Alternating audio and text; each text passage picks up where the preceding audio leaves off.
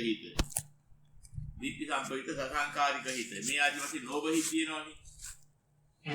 ඉතින් අන්නේ වගේ එක හිතකට මේ යන පරිච්ඡේදෝපාදයක් තියෙනවා. ඒක හිතෙන් හිත. ඒක හිතක් හටගන්න තියෙන පරිච්ඡේදෝපාදී එක ක්‍රමයක්. එතකොට ඒ අන්නේ එක හිතක හටගන්න පරිච්ඡේදෝපාදී තමයි 16 ආකාරයක විග්‍රහයක් වෙන්නේ. එතකොට ඒ වගේම දැන් මේ සූත්‍ර පිටකයේ තියෙන පරිච්ඡේදෝපාදය. ඒ පරිච්ඡේදෝපාදී තියෙන කාණ්ඩ වශයෙන්. ඒ කියන්නේ යම්කි ලොකු කාණ්ඩයක් වශයෙන් අරගෙන පරිච්ඡේදෝපන්නව සකස් වෙන හැටි. අත්බෑවක් ඉඳලා ඊළඟ අත්බෑවට නිකන් ওই දෙක අතරක් තියෙනවා පරිච්ඡේදෝපාදය සම්බන්ධය. උපදක් හරින පටිසන්ධියකින් උපදක් හරින ජරා මරණයට ගිහිලා නැත්නම් ඒ උපදින සත්‍ය ජරාවටපත් වෙලා මරණයටපත් වෙනවා. ඒ කාලය තුළම කැටි කරලා ගත්ත ඒ කාල පදාසය තුළම පරිච්ඡේදෝපන්නව ක්‍රියාත්මක වෙන හැටි තියෙනවා. ඒක පරිච්ඡේදෝපාදී කියන්නේ එකක් නෙමෙයි. පරිච්ඡේදෝපාදී විවිධාකාරයෙන් පෙන්නනවා. විශාල කාල ප්‍රදේශයක් තුළ කාල සීමාවක් තුළ සිද්ධ වෙන සිද්ධිය කැටි කරලා ඒක පරිච්ඡේදෝපාදකින් පෙන්නනවා. එහෙමත් තියෙනවා. එතකොට මේ ඒ වගේ ගිහිලා ඉතින් ඔය ඊට පස්සේ තියෙනවා ඒකට කියන්නේ මේ ඒක චිත්ත මේ චිත්ත වීතිනේ මේ කියන්නේ ඒකද මේ හිත 89ක් තියෙනවානේ. ඒ ලෝභසිත 8ක්, ද්වේෂසිත 2ක්, මෝහසිත 2ක් ආදී වශයෙන් මෙන්න මේ වගේ හටගන්න එක හිතක් හට ගැනීම මුල් කරගෙන. ඒ හිතක් හට ගැනීමට සකස් කරගත්ත පරිච්ඡේදෝපාදයක් තියෙනවා. අන්තිමට චිත්තක්ෂණ ගානේ පරිච්ඡේදෝපාද තියෙනවා. ඉතින් මේක මේ පැටලෙනවා එකින් එක තෝරාගත්තේ නැහැ. උපනිශ්‍රේ ලැබලා හිටන් ගන්න පරිච්ඡේදෝපාදයක් තියෙනවා. උපනිශ්‍රේ ලැබනවා කියලා හිටන් කියන්නේ උපනිෂ ප්‍රත්‍ය කියලා හිටන් කියන්නේ මේ දැන් මුලින් තියෙන කාරණේ ඒ වෙලාවට එතන තියෙන්න අවශ්‍ය නැහැ. දැන් අවිද්‍යා ප්‍රත්‍යයෙන් සංකාර වෙනවා කියවන. ඒ සංකාර ප්‍රත්‍යයෙන් විඥාන වෙනකොට එතනම අර උපනිෂ ප්‍රත්‍යයෙන් ප්‍රත්‍ය වෙනවා නම් ඉතලා කර වැඩි සංකාර මුල් කරගෙන පස්සේ පටිසන්ධි විඥානයක් එන්න හේතු වෙනවා. ඉතින් එහෙම ක්‍රමයක් තියෙනවා. ඒතර අතීතය කරපුවා කරලා ඉවරයි. හැබැයි ඒවා කර්ම භවයේ පිහිටලා ඉන්න පස්සේ කාලෙක පටිසන්ධි විඥානිකර හේතු ලැබලා දෙනවා. එහෙම ක්‍රමයක් තියෙනවා. අන්න ඒවට කියන උපනිශ්‍රේ ලැබනවා කියලා. අවිද්‍යාව උපනිෂා සංඛාරා සංඛාර උපනිෂා විඥාන අන්න එහෙම එකේ දෙනවා. ඒක තමයි සූත්‍ර පිටකයේ තියෙන්නේ. එතකොට දැන් ජාතිපත්‍ය ජරා මරණන් එහෙම තියෙනකොට ජාති විතර ජරා කියන්නේ කෙස් පැයීම, දත් හැලීම, හම රැඩි වැටීම ආදී ආදී ඒවා. එතකොට ජාතිය කියලා කිව්වේ උපන් තැන ඉඳන් පටන් ගත්ත අවස්ථාව. ඒ උපතයි ජරා මරණ අතර ලොකු කාල ප්‍රදේශයක් තියෙනවා. ඒ එක ක්‍රමයක්. දැන් ජාතිපත්‍ය ජරා මරණ කියලා තියෙන මේ ওই චිත්තක්ෂණ 16ක පරිච්ඡේදෝපාදයක් තියෙනවා. චිත්තක්ෂණ නෙමෙයි මේ පරිච්ඡේදෝපාද කාණ්ඩ 16ක් එකතැන ක්‍රියාත්මක වෙන්නේ. ඒ කියන්නේ ඒක මේ ওই චිත්ත වීතියක චිත්තක්ෂණ එකක් තියෙන එක. ජවන් චිත්තක්ෂණේ. ඔය හරි අමාරු තේරුම් ගන්න වැටහෙනවද කියන ඒවා. ඔව් මෙහෙමයි. දැන් මේ රෝමනස්ස සහගත ඥාන සම්පයුක්ත හිත කියලා. නැත්නම් මේ දිට්ඨි සම්පයුක්ත හිත ආදී වශයෙන් සිත් තියෙනවා. ලෝභ සිත් 8ක් පහළ වෙනකොට ඒ ලෝභ සිත් 8 දිනා මෙහෙමයි. සෝමනස්ස සහගත දිට්ඨි සම්පයුක්ත හිත, දිට්ඨි සම්පයුක්ත සසංකාරික සිත්. ඔය අසංකාරික කියන එක පස්සේ දාගත්ත එක. මූලික සිත් මේ මුල් පෙළ දහමට එහෙම නැහැ. සසංකාරික නිසා අසංකාරික හිත කියලා එකක් නැහැ. මේ සෝමනස්ස සහගත දිට්ඨි සම්පයුක්ත හිත, දිට්ඨි සම්පයුක්ත සසංකාරික සිත, ඒ වගේම දිට්ඨි විප්‍රයුක්ත සිත, දිට්ඨි විප්‍රයුක්ත සසංකාරික සිත, උපේක්ෂා සහගත දිට්ඨි සම්පයුක්ත හිත, දිට්ඨි සම්පයුක්ත සසංකාරික හිත, උපේක්ෂා සහගත දිට්ඨි විප්‍රයුක්ත හිත, දිට්ඨි විප්‍රයුක්ත සසංකාරික හිත. ඔය විදිහට තමයි සිත් 8ක් තියෙන ලෝභ හිත 8. ඔය එක එක හිතක් හටගන්න හැටි පරිත්‍යාගපන්නව ක්‍රියාත්මක වෙන ආකාරය පෙන්නලා තියෙනවා. ඔය චිත්තක්ෂණ 16කින් ඔක ආරම්භය හැදෙන හැටි. චිත්තක්ෂණයි කියන්නේ. චිත්තක්ෂණේ පරිත්‍යාගෝපාද. පරිත්‍යාග චක්‍ර 16ක්. හතර ආකාරයකින් ක්‍රියාත්මක වෙනවා. ඉතින් ඒක අර අපි අර ඉස්සෙල්ලා ගත්ත උපනිෂ පරිත්‍යාගෝපාදී කියන පටලවා ගන්න හොඳ නැහැ. පටලවා ගත්තොත් මේක පැටලෙනවා. යථාර්ථය තෝරා ගන්න බැරුව යනවා. ඒ චිත්තක්ෂණ වලින් හටගන්න චිත්ත වීතියක් හටගත්තාම චිත්ත වීතියේ ජවන් සිත් කියලා තියෙනවා. ඔය චිත්ත වීතියේ ජවන් සිත් වලට තමයි ඔය සෝමනස්ස සාගත දිට්ඨි සම්පවිත හිත ආදිය පහළ වෙන්නේ. අනික ඊට ඉස්සෙල්ලා විපාකයි. විපාක සිත් හටගෙන කර්ම සකස් වෙන්නේ ජවන් සිත් වලින්. අන්න ඒ විලාවේදී ජවන් සිත් පහළ වෙනකොට පරිච්ඡම්පන්න ක්‍රියාවලියක් හැදෙන හැටි තමයි ඔය 16 ආකාරයේ විග්‍රහය. ඒතොර චිත්තක්ෂණයක් උපාද තිති භංග කියලා අවස්ථා තුනක් තියෙනවා ජවන් චිත්තක්ෂණය. ඒතර විපාක සිතක් ඇවිදිලා විපාක සිත අනුකූලව අවිද්‍යාව මුල් කරගෙන ඉඳන් හට ගන්නවා ජවන. අන්නේ ලෝභ හිත හට ගන්න අවිද්‍යාව මුල් කරගෙන.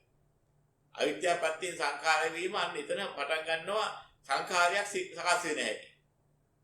ඒක අවිද්‍යාව පත්‍ය සංඛාරෝ කියලා පටන් ගන්නවා. සංඛාරෝ කියන්නේ ඒක වචනේ කියන්නේ. ඒ කියන්නේ ජවනිය හටගන්නේ හේතුකාරකච්ච සංස්කාරයයි හටගන්නේ අවිද්‍යාව ප්‍රත්‍යයෙන්. ඉතින් අන්න එහෙම එකක් හිතලා තියෙන්නේ.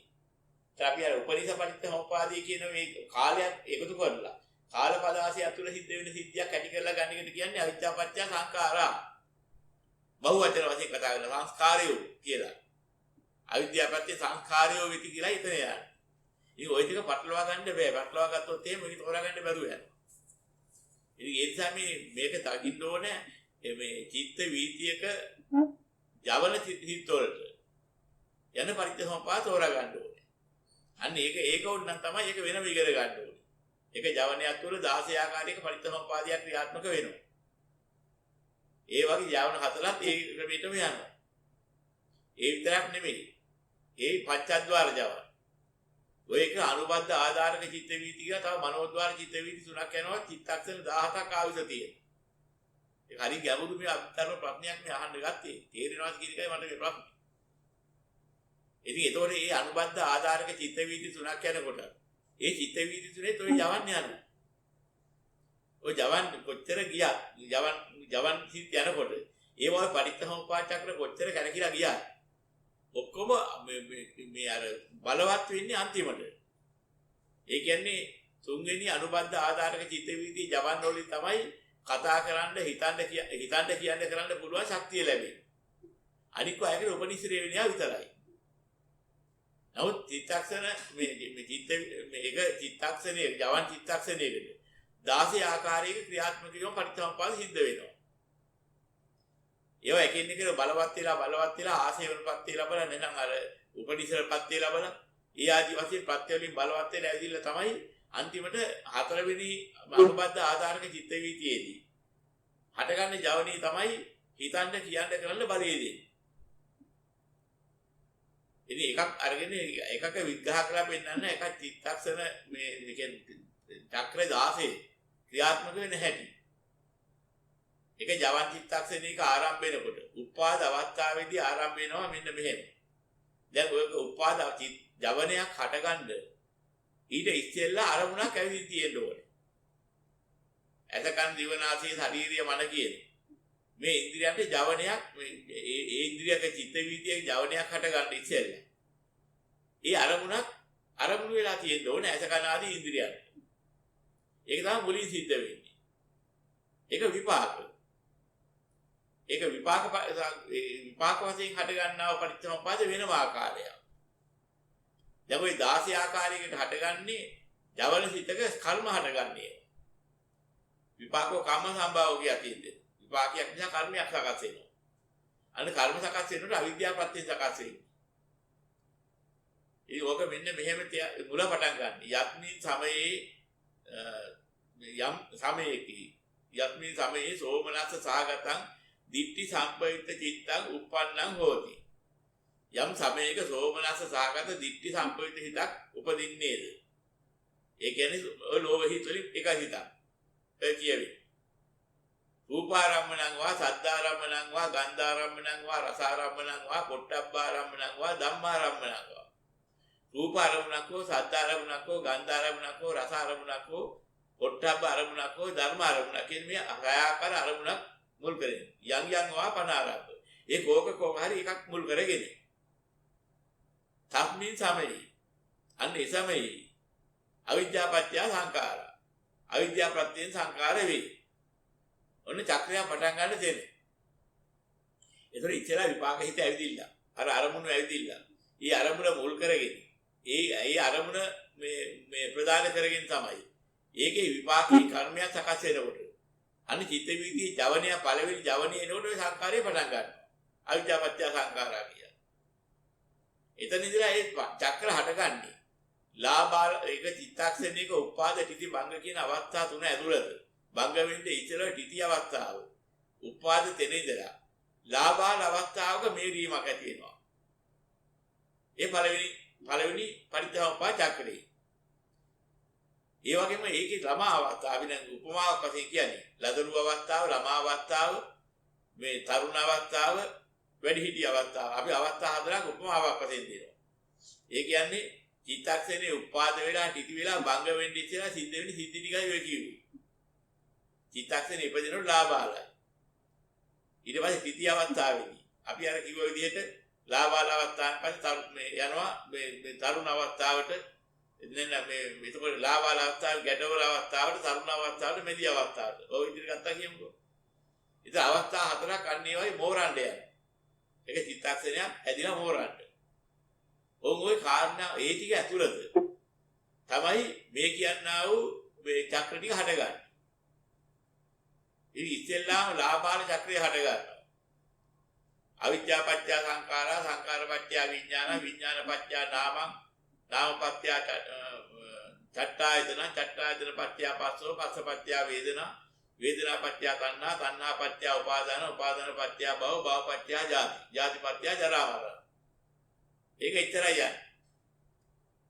ඒ ජරාව කිව්ව මරණය කිව්වේ අවස්ථා භාගය. අර කෙස් බැහැනේවා ලොම් විදිනේවා නෙමෙයි මේක නෙමෙයි මේ කියන්නේ. ඒ ජරා කියන්නේ අර මේ අර සූත්‍ර පිටකයේ පෙන්නලා තියෙන මුළු ජීවිත කාලයක් පරිත්‍යාගපාන්තේ දාලා බලපතේ. ඒක නෙමෙයි මේ චිත්තක්ෂණය දාලා බලපතේ. ඉතින් චිත්තක්ෂණයේ ජරා මරණ කියන්නේ අවස්ථා මරණය. දදරු අවස්ථාව ගෙවිලා ගියා. ඒක ඉවරයි. දැන් ඊළඟ දෙවෙනි අවස්ථාවට එනවා. අර දෙවෙනි අවස්ථාව ආය චක්‍රිය ක්‍රියාත්මක වෙනවා. අවිද්‍යා පත්‍ය සංඛාරා සංඛාර පත්‍ය විඥාන විඥාන පත්‍ය නාමං නාම පත්‍ය පස්සෝ පස්ස පත්‍ය වේදනා වේදනා පත්‍ය තණ්හා තණ්හා පත්‍ය උපාදාන උපාදාන පත්‍ය භව භව පත්‍ය ජාති ජාති පත්‍ය ජරා මරණ. දෙවෙනි චක්‍රේ ගියා. ඒකත් අවස්ථා මරණයක් කිව්වේ. අවස්ථාව ගෙවිලා ගියා මරණා. අවස්ථා දෙකක් ගියාද? ඉති අවස්ථාවේ මැද යන්නේ. ඊට පස්සේ තුන්වෙනි අවස්ථාව වෙනවා. අවිද්‍යා පත්‍ය සංඛාරා සංඛාර පත්‍ය විඥාන විඥාන පත්‍ය නාම රූප පත්‍ය චට්ඨායතන චට්ඨායතන පත්‍ය පස්සෝ පස්ස පත්‍ය වේදනා වේදනා පත්‍ය තණ්හා තණ්හා පත්‍ය උපාදාන උපාදාන පත්‍ය භව භව පත්‍ය ජාති ජාති පත්‍ය ජරා මරණ. තුන්වෙනි අවස්ථාව තික්වනිය. ඊට පස්සේ අර චිත්තක්ෂණේ පූර්ණ වෙන්නේ භංග වෙන්නේ ඉස්සෙල්ලා උපාද දිටි අවස්ථාවේ පූර්ණ වෙන අවස්ථාව වෙනකොට අයන ආයිත් එකක් අවිද්‍යා පත්‍ය සංඛාරා සංඛාර පත්‍ය විඥාන විඥාන පත්‍ය නාම රූප පත්‍ය සලආයතන සලආයතන පත්‍ය පස්සෝ පස්ස පත්‍ය වේදනා වේදනා පත්‍ය තණ්හා තණ්හා පත්‍ය උපාදාන උපාදාන පත්‍ය භව භව පත්‍ය ජාති ජාති පත්‍ය ජරා මරණ. ඔන්න හතරක්. එතකොට භංග වුණා එතන. ඒක ඉවරයි චිත්තක්ෂණේ. චිත්තක්ෂණේට ওই විදිහට චිත්තක්ෂණේ පටන් ගන්න තැන් පටන්. ලදරු අවස්ථාව, ළමා අවස්ථාව, තරුණ අවස්ථාව, මැදි අවස්ථාව කියලා මෝරණක අවස්ථා හතරක් ওই විදිහට යනවා පරිත්‍යාගපාද හතරේ. ඔය තමයි හතරක්. ඔය එක පරිත්‍යාගපාදයක්. හේතු ප්‍රත්‍ය අඤ්ඤමඤ්ඤ සම්පයුක්ත කියලා. හතරාකාරයකින් ක්‍රියාත්මක වෙනවා. ඒතර ඔය හතරමත් ඒ වගේ. ඔය කිව්වේ එකක් හතරාකාරයකින් ක්‍රියාත්මක වෙනවා. දැන් පළවෙනි එක ගත්තා නම් මේ පළවෙනි එක කිව්ව විදිහටම අරගෙන. මෙහෙම දාන්න ඕනේ. දැන් අපි ඉස්සෙල්ලාම කිව්වේ පත්‍ය සමුප්පාදේ. අවිද්‍යා පත්‍ය සංඛාරා සංඛාර පත්‍ය විඥාන විඥාන පත්‍ය නාම නාම පත්‍ය චට්ඨායතන චට්ඨායතන පත්‍ය පස්සෝ පස්ස පත්‍ය වේදනා වේදනා පත්‍ය තණ්හා තණ්හා පත්‍ය උපාදාන උපාදාන පත්‍ය භව භව පත්‍ය ජාති ජාති පත්‍ය ජරා මරණ කිව්වේ පළවෙනි අවස්ථාව. ඒක ප්‍රත්‍ය පරිත්‍යාගපාදේ. ඔක හේතු පරිත්‍යාගපාදේ කියන්නේ අවිද්‍යා පත්‍ය සංඛාරා අවිද්‍යා හේතුක සංඛාර පත්‍ය විඥාන සංඛාර හේතුක විඥාන පත්‍ය නාම නාම විඥාන හේතුක නාම පත්‍ය චට්ඨායතන නාම හේතුක චට්ඨායතන පත්‍ය පස්සෝ චට්ඨායතන හේතුක පස්ස පත්‍ය වේදනා පස්ස හේතුක වේදනා පත්‍ය තණ්හා වේදනා හේතුක තණ්හා පත්‍ය උපාදාන තණ්හා හේතුකම්. උපාදාන පත්‍ය භව. භව පත්‍ය ජාති. ජාති පත්‍ය ජරා මරණ. ඔන්න ඔය විදිහට ගියා. ඒතොර හේතු පරිත්‍යාසම්පාදී. දැන් ප්‍රත්‍ය එකයි හේතු එකයි දෙකයි. අනික සම්පයුක්ත පරිත්‍යාසම්පාදී. අවිද්‍යා පත්‍ය සංඛාරා අවිද්‍යා සම්පයුක්තා. සංඛාර පත්‍ය විඥාන සංඛාර සම්පයුක්තා. විඥාන පත්‍ය නාම විඥාන සම්පයුක්තා. නාම පත්‍ය චට්ඨායතන නාම සම්පයුක්තා. චට්ඨායතන පත්‍ය පස්සු චට්ඨායතන සම්පයුක්තු. පස්ස පත්‍ය වේදනා පස්ස සම්පයුක්තා. වේදනා පත්‍ය තණ්හා වේදනා සම්පයුක්තා. තණ්හා පත්‍ය උපාදාන තණ්හා සම්පයුක්තා. උපාදාන පත්‍ය භව භව පත්‍ය ජාති ජාති පත්‍ය ජරා. අන්න ඔකට කියනවා සම්පයුක්ත පරිත්‍යාසම්පාද. ඒ වගේ පළවෙනිකේ අඤ්ඤමඤ්ඤ පරිත්‍යාසම්පාදයේ තව එකක් තියෙනවා. අවිද්‍යා පත්‍ය සංඛාරා සංඛාර පත්‍යාපි අවිද්‍යාව. සංඛාර පත්‍ය විඥාන විඥාන පත්‍යාපි සංඛාරා. විඥාන පත්‍ය නාම නාම පත්‍යාපි විඥාන. නාම පත්‍ය චට්ඨායතන චට්ඨායතන පත්‍යාපි නාම. චට්ඨායතන පත්‍ය පස්සෝ පස්ස පත්‍යාපි චට්ඨායතන. පස්ස පත්‍ය වේදනා වේදනා පත්‍යාපි පස්සෝ. වේදනා පත්‍ය තණ්හා තණ්හා පත්‍යාපි වේදනා. තණ්හා පත්‍ය උපාදාන උපාදාන පත්‍යාපි තණ්හා. උපාදාන පත්‍ය භව භව පත්‍ය ජාති ජාති පත්‍ය ජරා මරණ. ඔය කිව්වේ පළවෙනි චිත්තක්ෂණේ හටගත්ත 16 ආකාර පරිත්‍යාසෝපාදී. ඒකේ එකක් කොටස තමයි හතරට බෙදුවේ. ඔන්න ඔය ක්‍රමයටම අර අවස්ථා හතරද ඔය හතරට බෙදිනහම 16ක් වෙනවා. මම එක කොටසයි විග්‍රහ කළේ. ඒ කියන්නේ පළවෙනි ලදරු අවස්ථාවේ හතර අවස්ථාව. ඔය විදිහටම හේතු ප්‍රත්‍ය හේතු අඤ්ඤමඤ්ඤ සම්පයුක්ත කියලා. නේද? ඔය විදිහට අනිකත් හතරක් යනවා. ඔය කිව්ව ඉතලාර යනවා කිව්ව හතරම. ලදරු අවස්ථාව, ළමා අවස්ථාව, ඒතොර ඒ වගේම තරුණ අවස්ථාව, මැදි අවස්ථාව කියලා අපි අවස්ථා හතරට උපමා කරමු. ඒ පරිත්‍යාසෝපාද හතරම. ඔය හතර ආකාරී ක්‍රියාත්මක වෙනවා. ඒක ඒක ජවන චිත්තය තුල. ජවනයක් තුල. ඉතින් ඔය ක්‍රමයේ ජවන හතක් යනකොට ජවන හත තුල ඔය වගේ හත් වතාවක් ක්‍රියාත්මක වෙනවා. එක එක ජවනයේ පරිත්‍යාසෝපාද 16 ගන්න. එතන ගියාට පස්සේ අනුබද්ධ ආධාරක චිත්ත විත්තර ජවන් එනවා. ඒ ජවන් වලටත් එහෙම ක්‍රියාත්මක වෙනවා. ඊළඟට ඒතොර කොයිතරම් ප්‍රමාණයක් ගිහිලාද හිතන්න කියන්න කරන්න පුළුවන් තත්ත්වෙට මෝරන්නේ. අරමුණක් ඇවිදින්න. ඒ තරම් හරි මහ ඒක බොහොම සියුම්. මම සර්වඥ ගෝචර දහමක් මිසක් අනිකායට තේරුම් ගන්න පුළුවන් එකක් නෙමෙයි සිද්ධාන්තයයි කියන්නේ. ඉතින් අපිට අවශ්‍ය වෙන්නේ නිවන් අවබෝධ කරගන්න ওই තරම් සියුම් එකක් නෙමෙයි. ওই සියුම් දේ දකින්න ඕනේ ධර්මඥානයේ තියෙන මොහුකුරායාවට ඒ වගේම ධර්ම රසයේ. බුදුරන් වහන්සේගේ අනන්ත ඥානයේ තියෙන ගැඹීරත්වය දකින්න. මේ තරම් සියුම් පරිත්‍යාසෝපාද චක්‍ර ගැන උන්වහන්සේ දැකලා විග්‍රහ කරලා තියෙනවා කියන්නේ න්‍යාය ධර්මයේ නිසා අපිට තේරෙනවා න්‍යාය ධර්ම.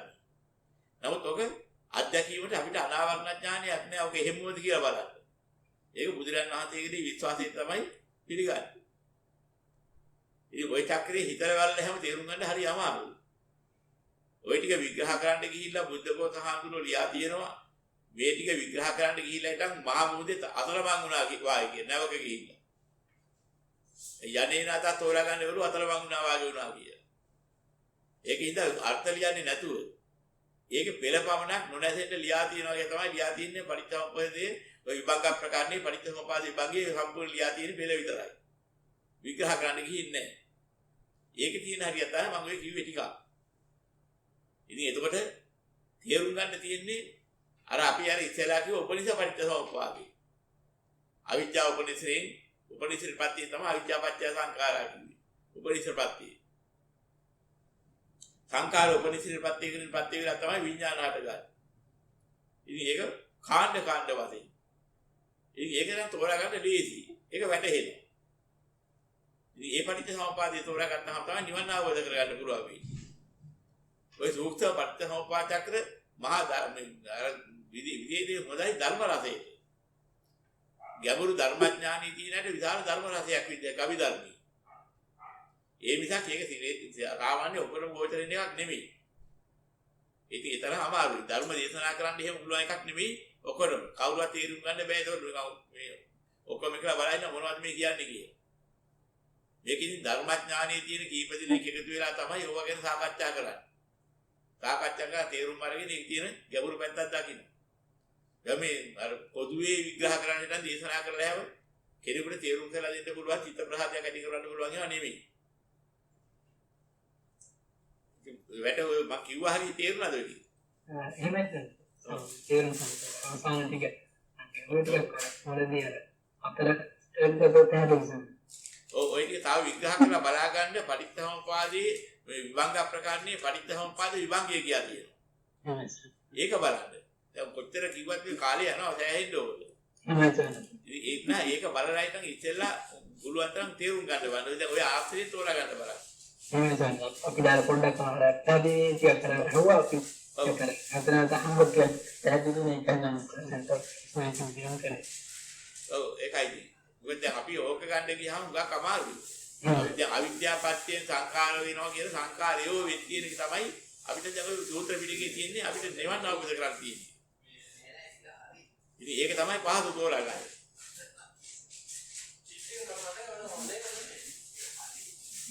අවිද්‍යාපත්‍යයෙන් සංඛාරයෝ වෙනවා කියලා කියන්නේ ඒක පොඩි මොහොතක නෙමෙයි ඒ කියන්නේ.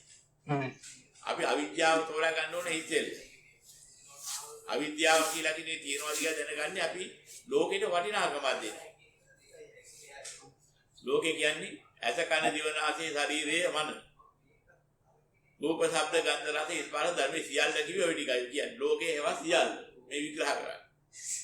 ඇස කන දිව නාසය ශරීරය මන රූප ශබ්ද ගන්ධ රස ස්පර්ශ ධර්ම චක්කු විඥාන සෝත විඥාන ගාන විඥාන જીවහා විඥාන කාය විඥාන මනෝ විඥාන චක්කු සම්පස්ස සෝත සම්පස්ස ගාන සම්පස්ස જીවහා සම්පස්ස කාය සම්පස්ස මනෝ සම්පස්ස චක්කු සම්පස්සජා වේදනා සෝත සම්පස්සජා වේදනා ගාන සම්පස්සජා වේදනා જીවහා සම්පස්සජා වේදනා කාය සම්පස්සජා වේදනා මනෝ සම්පස්සජා සම්පස්සජා වේදනා ඔන්න ඔය ටිකෙන් කියවු 30 කියවුණා. ඔය ටික තමයි සියල්ල කිව්වේ. ඔය ටික අරගෙන ඕන එකක් නැහැ. ඒ තවත් විග්‍රහ කරලා තියෙන 60 කොලකට යනකොට.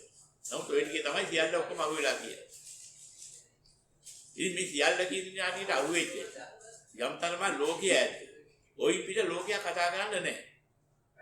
අභ්‍යන්තර බාහිර මම මගේ කියනවා ලෝකේ කියනවා ඔක්කොම ඔකේ තියෙනවා. ඒතර මෙන්න මේ සියල්ලම සම්පූර්ණ කරලා මේ සියල්ල කියන ඔය ටික සකස් වුණා. මෙන්න මේ ටික මුල් කරගෙන ඔය ටිකට යම්කිසි වටිනාකමක් දුන්නොත් මේවා පවත්තන්න සුදුසුයි. මේවා දිගටම පවත්වාගෙන ඉන්න වටිනවා. මේ වටිනාකමක් තියෙනවා. අන්න එහෙම අදහසක් දුන්නොත් ඒ දෙන්න හිතෙන්නේ අවිද්‍යාව නිසා. අවිද්‍යාව කියවට දැන් නම් තේරෙන්නේ නැහැ. ඉතින් ඇත්ත වැටහෙන්නේ නැතිකම කියවට තේරෙන්නේ නැහැ මොකද්ද කියලා. අවිද්‍යාව තියෙන බව දැනගන්නේ අපි වටිනාකමක් දෙනවා බලාපොරොත්තුවක් තියෙනවා. ඔය කියන්නේ ඇස ගැන බලාපොරොත්තුවක්, රූපය ගැන බලාපොරොත්තුවක්, චක්කු විඥාන ගැන බලාපොරොත්තුවක්, චක්කු සංස්පර්ශ ගැන බලාපොරොත්තුවක්, චක්කු සංස්පර්ශයෙන් නැගෙන වින්දනයන් ගැන, සුඛ වින්දනයන් ගැන බලාපොරොත්තුවක්. දුකට ගැටෙනවා. උපේක්ෂාය මධ්‍යස්ථව ඉන්නවා. වේදනාව විවේකයි. සැප දුක් උපේක්ෂා වේදනා තුනක් වෙනවා. චක්කු සංස්පර්ශජා වේදනා. ඉතින් මෙන්න මේවා පිළිබඳව. ඕකේ සුඛ වේදනාව වෙනකොට ඒ සුඛ වේදනාවට මත් වෙලා ඒක හරි ආස්වාද වශයෙන් අරගත්තා. අන්න ඒ නිසා එයා ඇතට වටිනාකමක් දෙනවා. ඇහැ නිසානේ වැළුවේ. මේ රූපේ දිවිච්ච නිසානේ ආස්වාද විඳින්නේ. ඉතින් චක්කු විඥානය කඩේන පෙනීමක් හටගත්ත නිසානේ වට මේ ආස්වාද විඳ හම්බ වුනේ. ඒක හොඳ පැහැදිලිව ස්පර්ශ වෙච්ච නිසානේ මට මේ ආස්වාදය හම්බ වුනේ. ඒකනේ මම මේ වගේ ආස්වාදයක් විඳින්නේ කියලා. මෙන්න මේ වගේ. ඊ ආස්වාදයේ වහල් වෙලා. ඊ ආස්වාදේ මහා වටිනා දෙයක් කියලා අරගෙන ඒක ලබා දුන්න සියල්ලම වටිනවනේ කියලා දෘෂ්ටියක් ගන්න. මෙන්න මේක තමයි ඇහැ පිළිබඳ අවිද්‍යාව. ඇහැ පිළිබඳ ඇහැ රූපේ චක්කු විඥානේ චක්කු සංපස්සා වේදනා කියන. ඔය පහ පිළිබඳව අවිද්‍යාව ඔය ආවේ. මිහිරි ශබ්දයක් ඇහෙනවා. ඒ මිහිරි ශබ්දය අරගෙන ඒ මිහිරි ශබ්දේට වසඟ වෙනවා. වසඟ හරි වටිනා දෙයක් කියලා හිතනවා. ඒ වටිනා මිහිරි ශබ්දේ ලබා දුන්නේ මොකෙන්ද? කන ශබ්දේ සෝත විඥානයේ සෝත සම්පස්සේ සෝත සම්පස්සජා වේදනා කියන. මෙන්න මේ කාරණා ටික. ඒතර මේ මිහිරි ශබ්දයට කැමති නිසා ඒ මිහිරි ශබ්දේ ලබා දුන්න කනටත් කැමති. වටිනාකමක් දෙන්න. ශබ්දේ ලබා දුන්න දේකට කැමති. ඒකටත් වටිනාකමක් දෙන්න. ශබ්දේ නිෂ්පාදනය කරන බාහන වලටත් වටිනාකමක් දෙන්න. ඒතර ওই විදිහට ඒ අහන ඇහිම කොච්චර පිංකලා තියෙනවද මෙහෙම සද්දයක් අහන්න. එහෙමත් අදහසක් දෙන්න. ඔය සෝත විඥාන වල විඥාන මාත්‍රෙත් නෙමෙයි ඔය කියන්නේ. සෝත විඥාන ගොඩාක් එකතු වුනහම මට දැන් හොඳට ඇහුණානි කියලා අදහසක් එනවා. ඒතොර ඒවා තව තවත් හොඳට කලින් ස්පර්ශ කරනවා. හොඳට ඒවා එකින් එකට ගන්නවා. අරගත්තට පස්සේ වෙදින්නේ. ඒකේ වින්දනයක් එනවා. සැප දුක් උපේක්ෂා කියන. සැප වින්දිනේට අඩු කරනවා. දුක් වින්දිනේට ඒනොට විරුද්ධව ගැටෙනවා. මගේ සැපතර විරුද්ධ එකක් ආවනේ කියලා. ඒ සත්වලට විරුද්ධයි. මධ්‍යස්ථ ඒවායි. ඉතින් සැප නැත්නම් ඉතින් ඒක වැඩකුත් නෑ ඔය පැත්තකට දාලා නිකන් ඉන්න. අන්න ඒ වගේ අවස්ථාවක්. ඒතර මෙන්න මේ ආකාරයෙන් අර සැප වේදනා මුල් කරගෙන අර කනට වටිනාකමක් දෙනවා. ශබ්දයට වටිනාකමක් දෙනවා. ශබ්ද උපකරණ වලට වටිනාකමක් දෙනවා. මේ වගේ ලෝකේ ඒවට වටිනාකමක් දෙනවා. මෙන්න වටිනාකමක් දෙන එකට කියනවා අවිද්‍යාව. දැන් ඔය අනුසාරයෙන් තේරුම් ගන්න නාසය දිව කය මන ඔක්කොම වටිනාකමක් දෙන්නේ අවිද්‍යාවයි. ඉතින් ඇත්ත ඇති හැටි නොපෙනීම අවිද්‍යාව කියවනේ තේරෙන්නේ නැහැ. ඒක තියෙන්නේ කොහොමද කියලා. වටිනාකමක් දුන්නා මොකද වෙන්නේ? ඒවට ආසාවක් ඇති වෙනවා. වටිනාකමක් දුන්නාම ආසාවක් ඇති කරගන්නවා. ඒක තමයි රාගය කියන්නේ. රාගය ඇති වෙන්නේ වටිනාකමක් දී. ඒතර ඒ වටිනාකමට පහර වදින්නේ වයින්කොට. ගැටෙනවා ද්වේෂය ඇති කරනවා. වටිනාකම දීලා තියෙන නිසා කොච්චර ගැටුණා. ඒකෙන් පැනලා යන්නේ. තරඟ කරලා පොරකාලා වදලා කොහොම හරි මේක උඩ ඒකේ ඉන්න ඕනේ කියලා. මහා හැකියාවක් ඇති වෙනවා. ඒක අත්හරින්න නැතුව ඒකෙම බදාගෙන ඉන්න. මෙන්න අවිද්‍යාව කියන වටිනාකම නිසා ඇති වෙන කාරණා තුන. ඔය කියන්නා වූ රාග, ද්වේෂ, මෝහ. අවිද්‍යාව තියෙන තාක්කල් ඔය ටික තියෙනවා. රාග, ද්වේෂ, මෝහ හට ගන්න. ඉතින් මෙන්න මේ ටික හට ගන්නකොට අපි මොකද කරන්නේ? අන්නේ වටිනාකම දීලා. ඔය කිව්ව ලෝකෙටම අයිති ඔයාලට වටිනාකම දුන්නාට පස්සේ ඒ ලෝකෙ මම කරගන්න, මගේ කරගන්න, Tamanට ඕනි විදිහට පවත්වා ගන්න. අර ආස්වාදයන් සඳහා ඒක එක්රැස් කරගන්න. ඔන්නෝකට අවශ්‍ය කරන්නා වූ සංස්කරණය. හිතෙන්, කයෙන්, වචනෙන් කරන. සංස්කරණය කරන නිසා සංකාර කිව්වේ. හිත සංස්කරණය කරනවා චේතනාවෙන්. එන චේතනාවට සංකාර කිව්වා. එතකොට ගත සංස්කරණය කරනවා මේ භෞතික වස්තු වලින් ඒ වගේම හිතේ හටගන්න ශක්තියකින් කරුණ ශක්තියෙන් ඒ ආදි වශයෙන්. ඒවා සංස්කරණය කරන නිසා ඒවට සංකාර කිව්වා. ලෝකයක් නිකන් හැදෙන්නේ සංස්කරණය වෙනවා. දැන් ලෝකෙ හැදෙන්නේ සංස්කරණය වෙන නිසා ඒවට සංකාර කිව්වා. ඒවට සබ්බේ සංකාරා කිව්වම ඔක්කොම වුණා. ඒක චේතනාවට විතර සංකාර කියපු එක නෙමෙයි යන්නේ. ඒක ගැඹුරුයි හිතෙන්. වැටහෙනවද? එහෙනවද?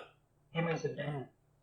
එතකොට මෙන්න මේ විදිහට අවිද්‍යාව නිසා අන්න වටිනාකම දීපු නිසා ඒක යලි යලි පවත්ත ආස්වාද විඳින්න. ඒ බලාපොරොත්තුව තියාගෙන ඒ බලාපොරොත්තුවේ යුද්ධව හිතනවා කියනවා කරනවා. හිතන්නේ මොකද? ඒව ගොඩ නගා ගන්න. නිෂ්පාදනය කර ගන්න. අන්න ඒතකොට කියන අවිද්‍යාව පත්‍ය සංඛාර. සංඛාරෝ කිව්වොත් ඒක වචනයි උදේ බහුව වචනේ කතා කරන්නේ. ඉතින් පොඩ්ඩ විලාව තත්පරයක වෙන එකක් නෙමෙයි ඔය. දවස් ගණන්, මාස ගණන්, අවුරුදු ගණන් අතීතේ ඔය කරන ඒවා කරලා ආස්වාදයන් එකතු වෙන මුළු ඔක්කොම පොදිය. අවිද්‍යාව පත්‍ය සංඛාර. මේ සංඛාර පත්‍ය විඥාන කියලා. ඔතන විග්‍රහ කරනවා. දැන් ඔය සංඛාර විග්‍රහ කරනකොට එතන සංඛාර උගක් තියෙනවා. පුඤ්ඤාවි සංඛාර, අපුඤ්ඤාවි සංඛාර, ආනිඤ්ඤාවි සංඛාර. ඉතින් කාය සංඛාරා, වචී සංඛාරා, මනෝ සංඛාරා කියලා. ওই විදිහට මේ අවිද්‍යාව නිසා හට ගන්නා වූ දේවල් තියෙනවා. පින් හට ගන්නවා, මధు බලාපොරොත්තුවක් තියාගෙන ආස්වාදින්න බලාපොරොත්තු වෙනවා. ඒ වගේම පව් කරනවා. ඉතින් මතුත්තේ පව් කර හරි ආස්වාදින්න බලාපොරොත්තු වෙනවා. ඒ වගේම ධානය වඩනවා, අරූප ධානය වඩනවා. මතු අරූප ලෝක උපදින්න බලාගෙන ඉවත් කරනවා. ඒවා තමයි පුඤ්ඤාවි සංඛාර, අපුඤ්ඤාවි සංඛාර, ආනිඤ්ඤාවි සංඛාර කියන්නේ. ඉතින් ඒ වගේ ආස්වාදය මුල් කරගෙන කාය ක්‍රියාත්මක කරනවා. ඒතර කාය සංකාර හටගන්න. වචනය ක්‍රියාත්මක කරනවා. වචී සංකාරات හටගන්න. ඒතර හිතත් ක්‍රියාත්මක කරනවා. ඉතින් මනෝ සංකාරات හටගන්න. දස අකුසල් හටගන්න එක තවත් විදියකින් කිව්වා. ඒ පින්පව් හටගත්තා වගේ කුසල අකුසල් කියන ඔක්කොම හටගන්න හැටි වෙ විග්‍රහ කළේ. මේ අවිද්‍යා පත්‍ය සංඛාරා කියලා නේද? සංඛාර පත්‍ය විඥාන කිව්වෙත් එකක් නෙවෙයි. ඔය විවිධාකාර හිත්. විඥාන කියලා කියන්නේ අර අපි ඉතින් සංස්කරණය කරපුවා එන්න මොනවා හරි ගොඩනගපුවා ආස්වාදයෙන් බලාපොරොත්තු. ඒ જાතිය හිත හට ගන්න විදිහට. උදාකාර නැති හිත් පස්සේ හට ගන්න. දැනෙන හිත තිබුණා. ආරම්භන විඥාන ලක්ෂණ චිත්තං එනන ප්‍රබස්සර විදම් බික්කවේ චිත්තං ආදි වශයෙන් කියුවේ චිත්ත කියන අවස්ථාව තිබුණා උපදේදී. ඒ උපදේදී චිත්ත කියන අවස්ථාව ඉක්මවා ගිහිල්ලා. ඒකේ තමයි විඥාන කියන අවස්ථාවට කහට ගැනිච්ච හැදෙනවා. රාග කහට, ද්වේෂ කහට, මෝහ කහට ගැනිලා. හට ගන්න දේවල් තියෙනවා හිත්. ඉතින් තෝරා ගන්න ඕනේ. දැන් පුංචි කාලේ උපන් ළමයාට පොඩි ළමයාට පොත්පත් ගැන ආසාවක් තිබුණේ නැහැ. ඉගෙන ගන්න ගියාට පස්සේ මේ පැත්තේ අදහස් දැම්මට පස්සේ ඊළඟට විවිධ පොත්පත් ගැන ආසාවක් එනවා. මගේ පොත කියලා කෑ ගහනවා. මගේ පොත ඉරුවා කියලා අඬනවා. හැබැයි උපන් දවසේ උඩුකුරුවේ දාලා තියෙනකොට එහෙම පොතක් ඉරුවට ඊළමේ දන්නේ නැහැ, අඬන්නේ නැහැ, මොකුත් නැහැ ප්‍රශ්නයක්. මගේ පොත කියලා එකක් කියලා ඇත්තෙත් නැහැ. මේක මගේ පැන්සල, මගේ පෑන් කියලා අඬනවා, කෑ ගහනවා, අයිතිකාරකම් වාදිකම් කියනවා. දැන් යා හිතේ බහැලා අමුතු දේවල්. මොනවද? විඥාන වැහගත නිසා එයා ආසාවෙන් යමක් බලාපොරොත්තු වෙනවා. එයා යමක ඉන්නවා. අර චිත්ත කියන දැනෙන මට්ටමේ හිටියේ නෑද? ඔයලා දිනේ කෑම જાති ගන්නවා. රස කෑම ගන්නවා. ඒ රහට වසඟ වෙනවා. ඊට පස්සේ ඒ જાතියව ඉල්ලනවා. ඉතින් ඉතින්ලා යෝගට් ඉල්ලුවෙත් නෑ, අයිස්ක්‍රීම් ඉල්ලුවෙත් නෑ, දැන් මොකද නෑ ඒකවල ගිය වෙලේ එනකොට තනනවා. ඉල්ලයි. මොකද? හිතේ වැහගත් එකක් තියෙනවා. රස විඥාන. රස විඳීමට හේතු වෙන විඥානේ වැහගත්තා මුංචි ළමයා දැන් විඥාන හටගෙන. නමුත් අර පුංචි කාලේ අර වාසේ දෙක යන පුංචි කාලේ එකක්වත් ඉල්ලුවේ නැහැ. මාත චොක්ලට් දියා කිව්වෙත් නැහැ, ටොපි දියා කිව්වෙත් නැහැ. ඉතින් එකක්වත් ඉල්ලුවේ නැහැ. ඔවා කණ්ඩ දීලා පුරුදු කරලා ඊට පස්සේ රහට වත් වෙලා ඊට පස්සේ ඒක බලාපොරොත්තු ඇති කරේනේ. එහෙම තමයි විඥානේ ගොඩ නැගෙන්නේ. මේවාගේ විඥාන එකක් දෙකක් නෙමෙයි. ඔය අපි අසුරු කරපු හැම දෙයක් මුල් කරගෙන ඒ දේ මතු බලාපොරොත්තුෙන් තම තමන්ට ගන්න බලාපොරොත්තු ඇති කරගෙන හිතක් හට ගන්න. හිත ගොඩාක් විවිධාකාරයි. ඉතින් හැම මොහොතකම එක දෙයක් ඇති කියන්නේ නැහැ. එක මොහොතක ටොපියක් කියනවා, අනිත් චොක්ලට් ටිකක් කරන් දෙන්න කියනවා, අනිත් යෝගට් ටිකක් කරන් දෙන්න කියනවා. ඉතින් ඒක කරලා ආවට පස්සේ අනිත් අර බෝඩි අරන් දෙන්න කියනවා, අර පිට අරන් දෙන්න කියනවා. ඉතින් ඉවරයක් නැහැ. ළමයි කරගත්තාම මගද බහැලා තියෙන විඥානයක් ගානේ දැක එක ඉල්ලනවා. මොනවා හරි තව කණ්ඩ සද්දයක් ඇහෙන මේරිකා ඒක මට අරන් දෙන්න කියන. නලාවක් අරන් දෙන්න කියන. ඒ බහැපු විඥාන පොඩි විඥාන. ඔය නිකන් බැස්සේනේ අර අවුරුදු මාස 3ක 4ක ළමයි වඩාගෙන හරි හරහට අරන් හරි යනකොට එකක්වත් ඌ ඉල්ලන්නේ නැහැ දන්නේ නැහැ. එයාට විඥානයක් තියෙනවා කිරි ඉල්ලන්න. අඬනවා. අන්න ඒක තමයි පටන් ගන්න. පුංචි පටන්ගෙන අන්තිමට එන්නේ විඥාන කෝටි ගාණක් හැදෙනවා. ඕක තමයි සංකාරපත්‍ය විඥාන කියන්නේ. අර තත්පර ගානක මොකද එකක් නෙමෙයි වෙයි කියන්නේ. බොහොම කාල සීමාවක් තුළ හිට වෙන එකක්. ඒතර විඥානපත්‍ය නාම රූපං කිව්වෙත් ඕකමයි. ඒ හිත වැහගත්තට පස්සේ ඒ જાතියම ඉල්ලනවා. ඒක තමයි චොක්ලට් එකක් කාලා පුරුදුනාට පස්සේ. කොච්චර හරි දැක හරි ඒක හැටිත් මතකයි, ඔක්කොම මතකයි, චොක්ලට් එකේ තිබිච්ච පාටත් මතකයි, කොලේ හැටිත් මතකයි. ඉතින් අර කඩේ තියනවා දැක්ක ගමන් අම්මේ චොක්ලට් කියලා අරක වෙන්නවා අත දික් කරලා. දැන් අරන් දෙන්න කියන. යෝගට් කාලා තියනවා මතකයි. යෝගට් එක නමත් මතකයි. ඒ හැඩරුවත් මතකයි. වෙල්ලා හරි කඩේ තියනවා දැක්කොත් මට යෝගට් එකක් අරන් දෙන්න කෑ ගහනවා. ඒ මොකද? අර විඥාන වැහැලා තිබෙච්ච නිසා හිතේ ඒ විඥානයේ හැදිච්ච ඒ විඥානයේ ගෝචර වෙච්ච යම්කිසි වස්තුවක් අසුරු කරලාද ගත්තේ. ඒ જાතියයි නාමයයි රූපයයි දෙකම දැන් හිතේ වැහැලා. යෝගට් එකේ රූපෙත් බෑ, යෝගට් එකේ නමත් බෑ. විඥානපත්‍ය නාම රූප. ඔය වහිනේ. ඉතින් ওই නාම රූප කෝටි ප්‍රකෝටි ගණන් බහැලා තියෙන හිතේ. කෙලවරක් නැතුව සිතිවිලි අවුස් එනවා. සමාධියක් එන්නේ නැති එකයි. නාම රූප වහිනවා කොච්චර හරි. ඒවා වහින්නේ වලද?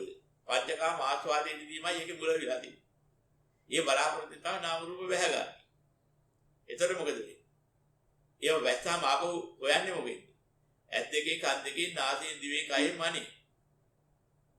ඔය ආයතන හය තමයි ඔයාට වෙන් කරලා තියෙන්නේ.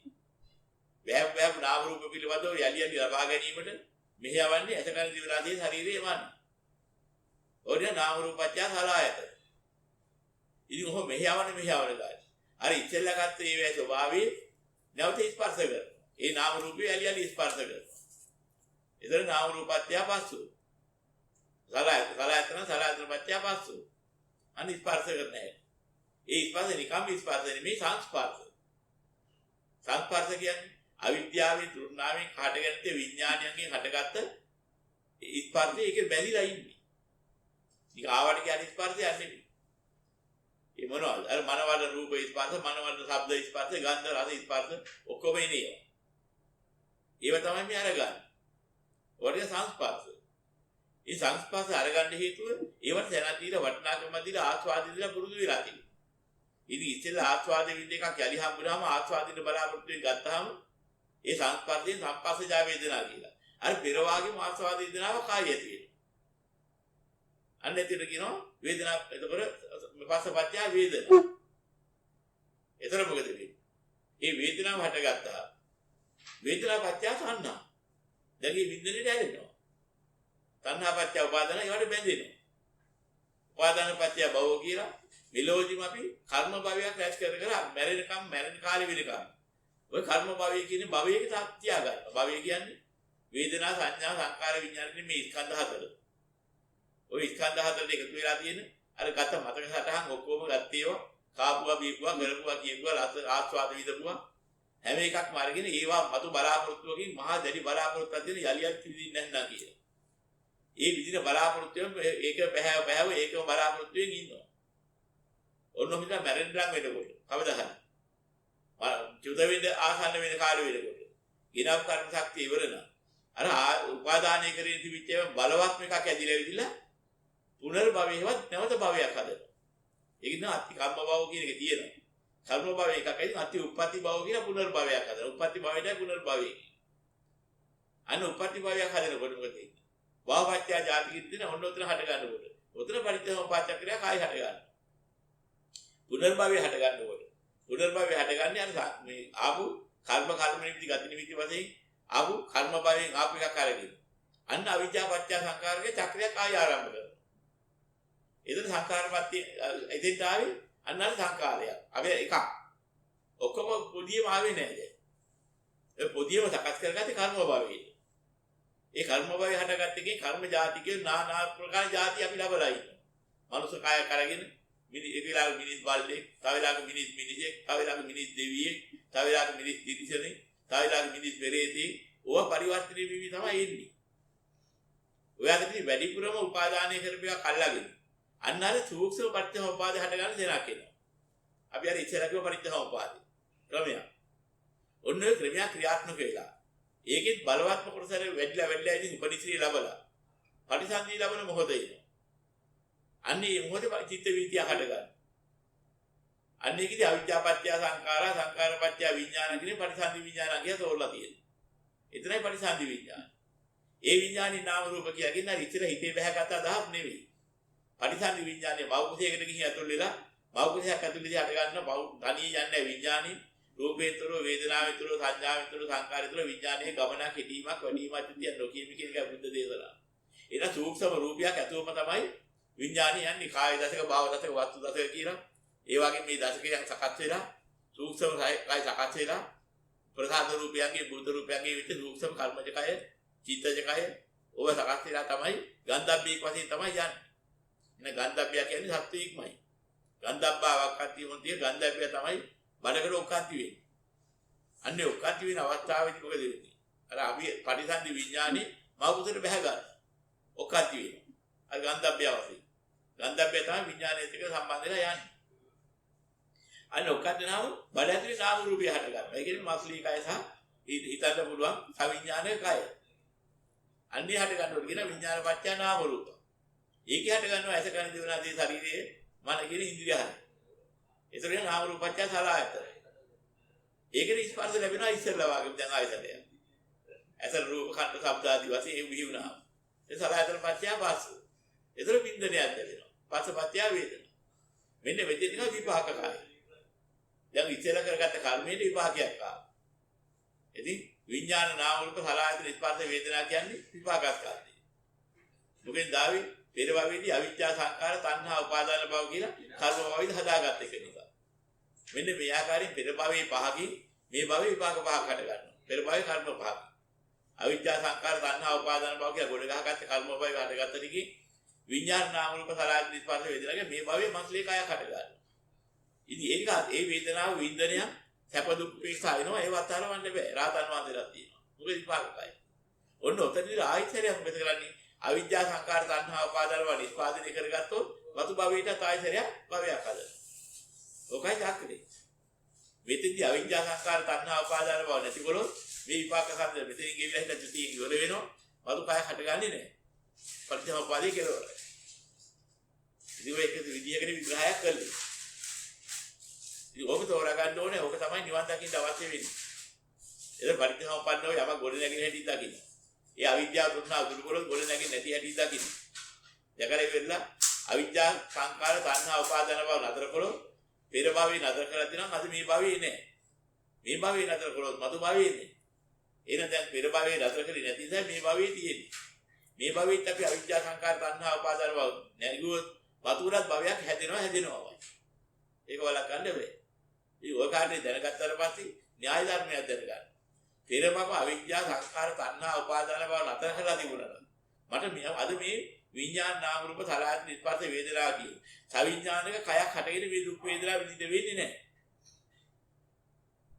එහෙනම් මම අද කරගුවොත් මොකද? අද මම ඒ දුක් වේදනා විඳගෙන ඉන්න ගම අවිද්‍යා සංඛාර තණ්හා උපාදාන බව ගොඩ නැගුවේ නැත්නම් මේකෙන් අවසానයි. මතු භවයක් හදන්න හේතු නැති වෙනවා කියන න්‍යාය ධර්මයේ දකින්න. මෙන්න මේ න්‍යාය ධර්මයේ තමයි ආර්යෝ දකින්න න්‍යාය ධර්මය. ওই න්‍යාය ධර්මය අනුව තමයි භවයේ මං උපදිනවද නැද්ද කියලා තීරණය කරන්නේ. තමන් ළඟ ඒක තියෙනවද නැද්ද කියලා තමන්ම දකින්න ඕනේ. එන අවිද්‍යා සංඛාර තණ්හා උපාදාන බව තමන්ට තියෙනවද නැද්ද කියන එක තමන් විමර්ශනය කරලා දැනගන්න ඕනේ. ඒ අඩු වෙලා තියෙනවද ඉවරද නැද්ද ආදී සියල්ල. ඒ අනුව තමයි තමන් මාර්ගඵල ලබලා නැද්ද කියන එක තමන්ම නිගමනය කරගන්න. ඒව අඩු වෙලා තියන් නිකන් අඩු වෙන්න බෑ. ඇයි අඩු වුනේ කියලා ප්‍රශ්නෙට උත්තරයක් තියෙන්නේ. ඒ උත්තරේදී හරියට දකින්න ලෝකේ අනිත්‍ය වශයෙන් හරි දුක්ඛ වශයෙන් හරි අනාත්ම වශයෙන් හරි දැකලා දුක්ඛාරි සත්‍ය දැක්ක නැත්නම් වටිනාකම බහැලා ගියා ලෝකේ. ලෝකේ වටිනාදී බහැලා ගියවා තමන්ට මනසට හොචලා තියෙන ඔය ටික දැක ඉන්න. ඒ වෙන මාර්ගය. අන්න එහෙම දකින්න ඕනේ නැති. ඒ කාගේවත් අහන්න ඕනේ නැහැ මාර්ගඵල ලැබුණාද නැද්ද කියලා. ඔය අනුව තෝරා ගන්න පුරුදු වෙන්න ඕනේ. වැටුණාද ඔය? එහෙනම් සර්. මොනවද කියනවා තව මහදේ